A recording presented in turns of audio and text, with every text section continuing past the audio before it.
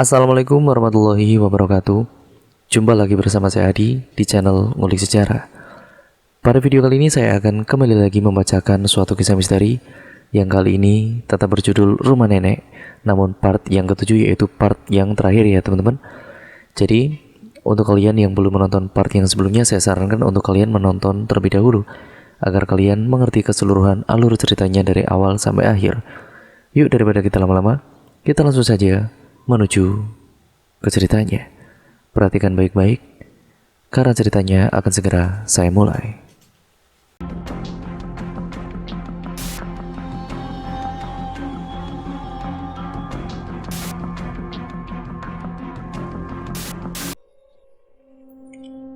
Kemudian kita masuk ke part yang terakhir ya teman-teman dari keseluruhan alur cerita ini. Ajeng, Mama, Ajeng. Wanita itu kemudian tanpa rasa kasihan menarik rambut Ajeng hingga gadis itu merintih kesakitan. Ajeng kembali ditarik rambut dan juga tangannya, menjauhi mamanya dan memanggil-manggil mamanya. Ajeng, Mama, Nona Ajeng. Kemudian 4 orang wanita bertampang sangar itu terus menyeretnya hingga mereka tiba di suatu pintu besar berwarna hitam pekat. Pintu berbahan besi itu terbuka saat salah satu dari mereka mengetuknya, dan kemudian tubuh Ajeng didorong begitu saja hingga tersungkur di lantai. Gadis itu mengadu dan mengelus kakinya yang sakit. Ajeng, Ajeng. Ia terpaku saat mendengar suara yang amat ia kenal. Suara kekasihnya. Dalam hitungan detik mata itu melesat mencari sumber suara. Terdiam saat melihat si pemilik suara, pemuda tampan yang selama ini ada di hatinya. Masa ada? Tapi detik berikutnya Ajeng menggeleng. Ia yakin ini hanya trik dari makhluk jahat yang selama ini menyekapnya. Ajeng, sini. Benar kata Ajeng. Dari tempat yang berlawanan, seorang laki-laki datang dari balik tembok yang bergeser beserta wanita cantik berkebaya hitam. Mereka melangkah mendekati Ajeng yang bingung. Kenapa bisa ada 2 Sada? Mana Sada yang asli? Apa mereka semua palsu? Berbagai pertanyaan berseliweran di otaknya. Apa benar ini Sada? Bagaimana ia bisa ada di tempat mengerikan ini? Ajeng, sayang, ini Mas Sada. Panggil lelaki yang tubuhnya terikat dengan akar pohon. Mas Sada, lirihnya. Ajeng, ini Mas di sini sayang.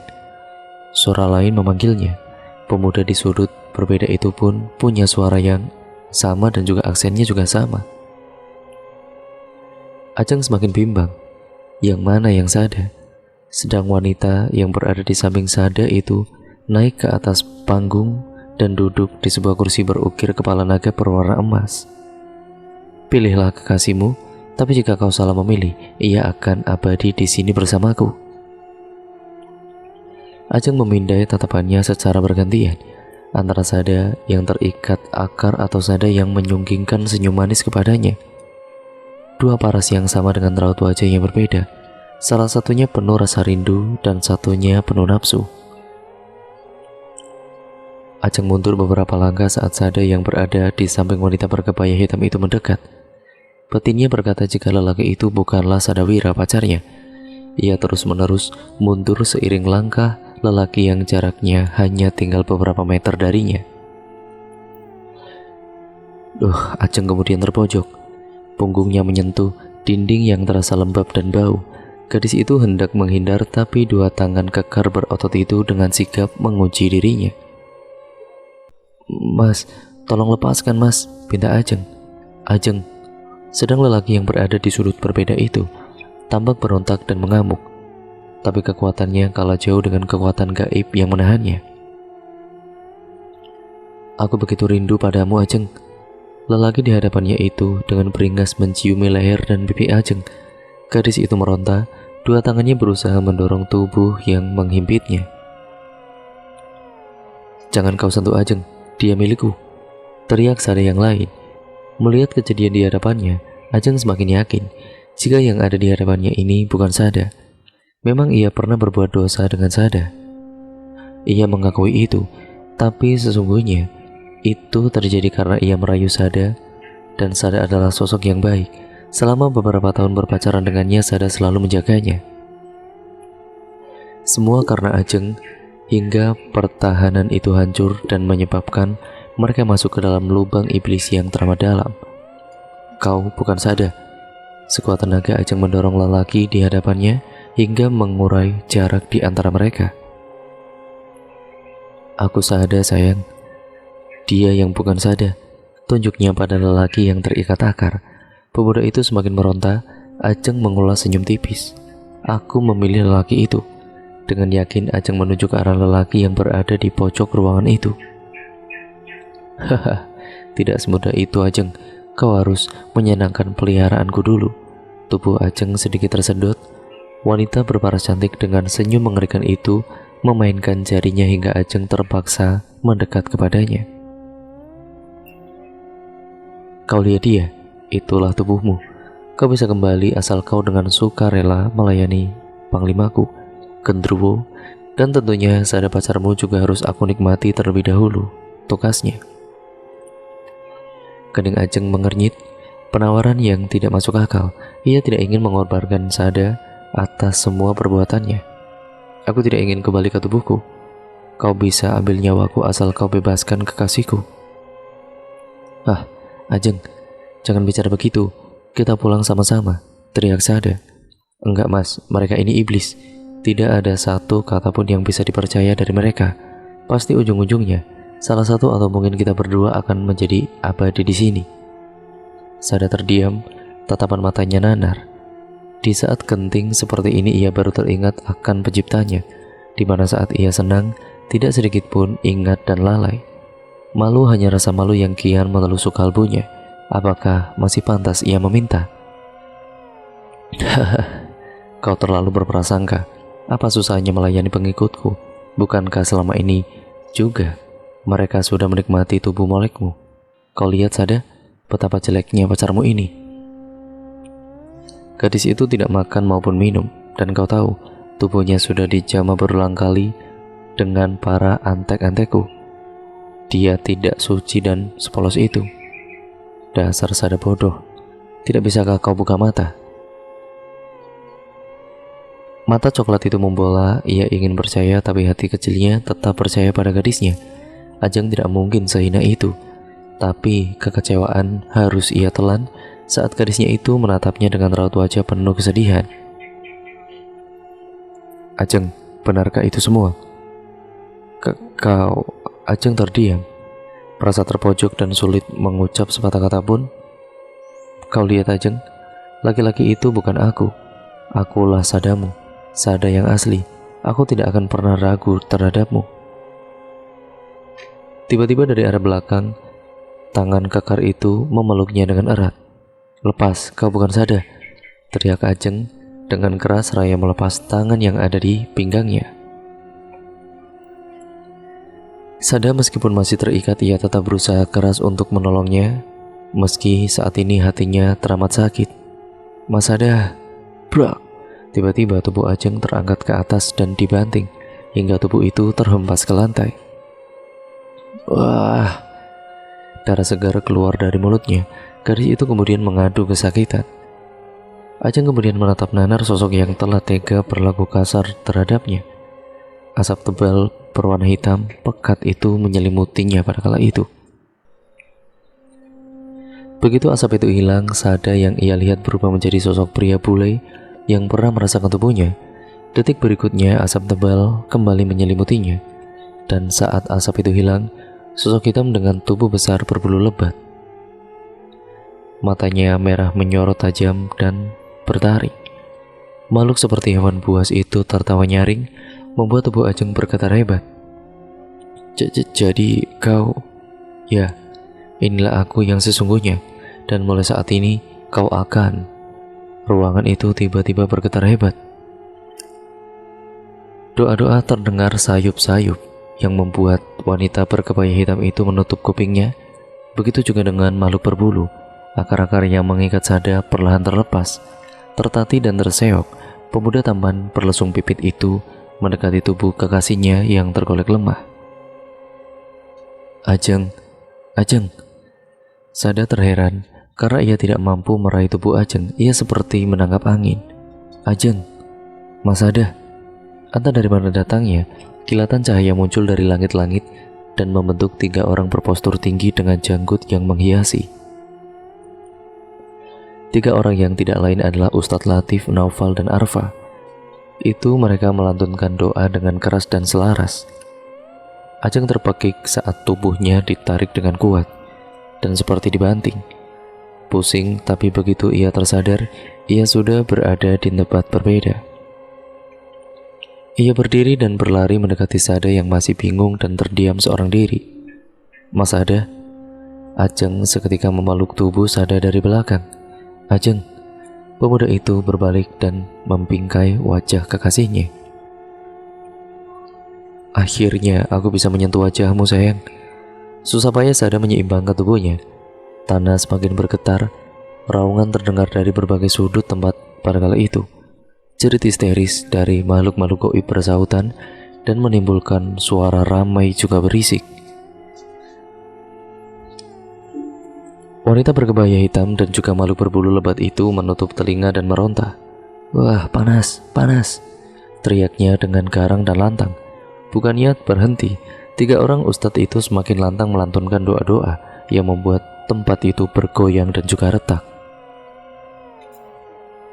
Mata wanita itu melotot dan darah keluar dari seluruh lubang di wajahnya. Ajeng menarik tangan Sada dan berlarian menuju ke 3 ustadz yang meski tengah terengah-engah tidak berhenti mengucapkan doa-doa. Suasana semakin riuh dan juga ramai, tangis menyayat hati terdengar silih berganti. Lolongan dan jerit minta tolong memenuhi setiap sudut ruangan. Ajeng berpegangan pada Sada yang dengan sigap membawanya dalam pelukan. Satu persatu makhluk dengan wajah mengerikan itu tumbang. Begitupun wanita berkebaya hitam yang semakin lama wajah cantiknya berubah keriput dan gelambir di seluruh tubuh. Tubuh tetap itu membungkuk dan juga rambut legamnya memutih tanpa tertinggal sehelai pun. Tubuh ringgi itu melangkah pelan ke arah 3 ustadz dengan menggeram marah. Sialan, kalian akan mati di tanganku, desisnya dengan suara serak dan parau.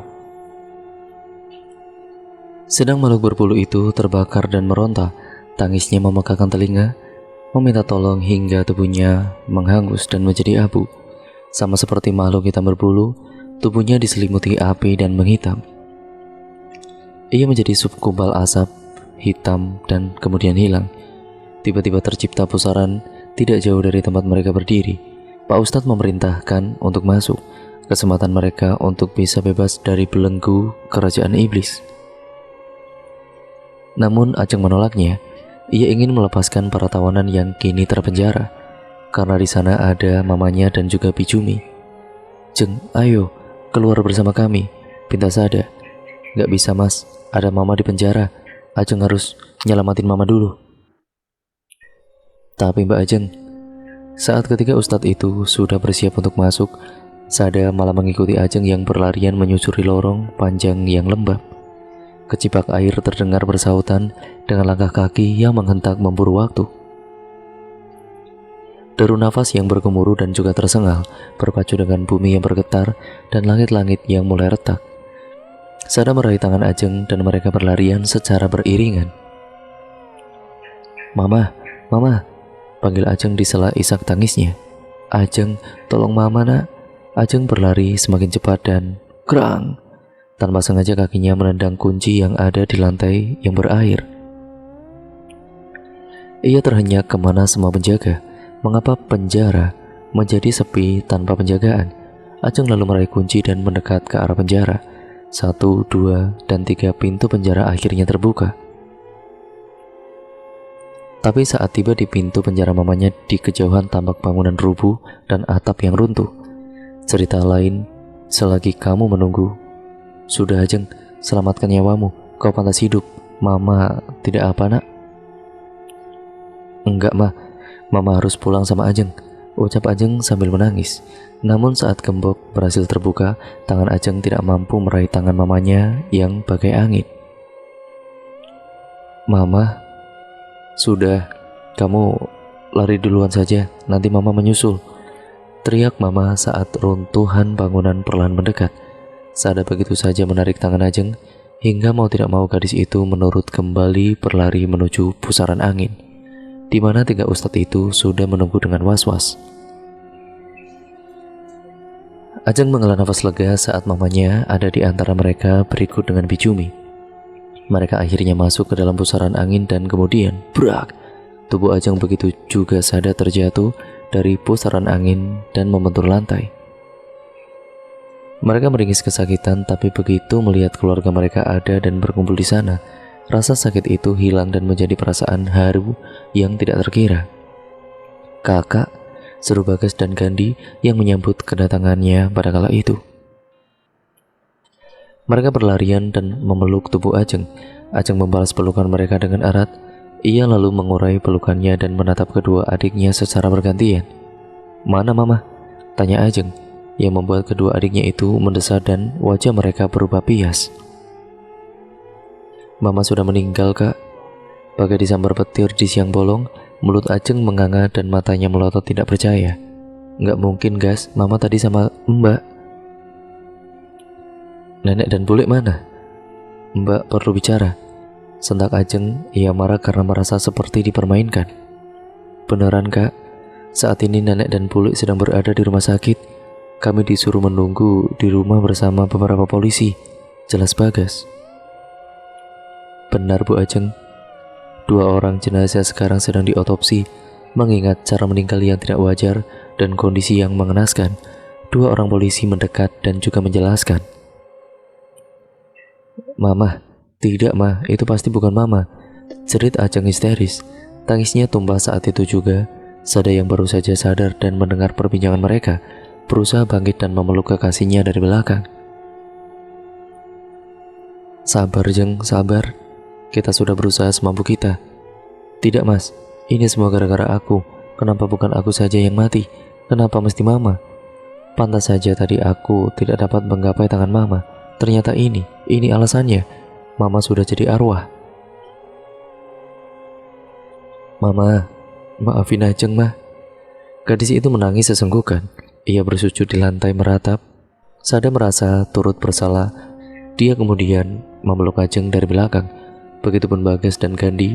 Mereka semua larut pada kesedihan dan luka dalam karena kehilangan orang yang amat mereka cintai. Susah payah Ajeng berdiri di pemakaman bersama Sada. Selama prosesi penguburan mama, Ajeng dan keluarga yang lain tidak mampu menahan tangis. Meski semalam ia bertemu mama dan orang-orang yang ada dalam penjara dalam mimpinya. Mereka mengucapkan terima kasih dan selamat tinggal untuknya. Ajeng begitu terpukul, apalagi saat mengetahui mama dan juga Bicumi meninggal bukan dibunuh, karena tidak ada sidik jari dan petunjuk apapun. Setelah prosesi usai, Ajeng kemudian tidak lupa mengucap terima kasih atas bantuan 3 orang ustadz yang akhirnya menolong mereka. Meski mereka harus rela kehilangan mama yang sangat mereka cintai. Nenek yang sejak kemarin mengurung diri memutuskan untuk pindah dan mencari rumah baru di kota. Rasa trauma pada tempat itu membuat enggan berlama-lama berada di sana. Meski sejak kejadian itu rumah itu terasa tenang dan tanpa gangguan. Sedang Sada tidak ingin kehilangan Ajeng untuk kedua kalinya, dan ia ingin bertobat memberanikan diri untuk memintanya langsung pada nenek. Ia ingin segera meresmikan hubungan mereka ke jenjang pernikahan. Namun karena masih dalam keadaan berduka, mereka meminta waktu hingga tahun depan, di mana Ajeng bisa sedikit melupakan rasa pahit kehilangan dan rasa bersalahnya. Rumah itu akhirnya dibiarkan begitu saja, menua dan akhirnya rusak, termakan usia. Tidak ada seorang pun yang ingin singgah apalagi untuk tinggal di situ. Rumor tentang rumah itu membuat orang-orang takut dan memilih menghindar. Apalagi batang-batang besar dan ilalang menutupinya, membuat rumah bergaya Belanda itu semakin tampak angker dan sangat mengerikan. Kini Ajeng hidup bahagia bersama keluarga kecilnya. Sedang Bagas dan Gandhi memilih tinggal bersama nenek. Bule Desi ikut merantau bersama suaminya. Meski punya kehidupan sendiri-sendiri, hubungan keluarga itu tetaplah erat. Ajeng memutuskan untuk tinggal hanya beberapa blok dari rumah nenek agar bisa leluasa melihat nenek dan 2 adiknya yang kini sudah bekerja.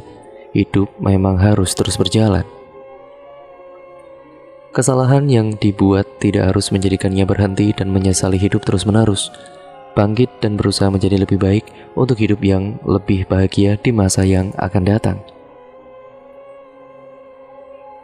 Nah, dan cerita pun akhirnya selesai sampai di sini ya teman-teman. Begitulah 7 part yang sudah saya bacakan, dan untuk kalian yang belum menonton part yang sebelumnya, saya sarankan nih untuk kalian menontonnya terlebih dahulu agar kalian mengerti keseluruhan alur ceritanya dari awal sampai akhir. Terima kasih untuk kalian semua yang sudah setia untuk channel ini dan berada di channel ini dan mendengarkan channel ini juga. Jangan lupa untuk kalian like, comment, dan share video kali ini sebanyak-banyaknya.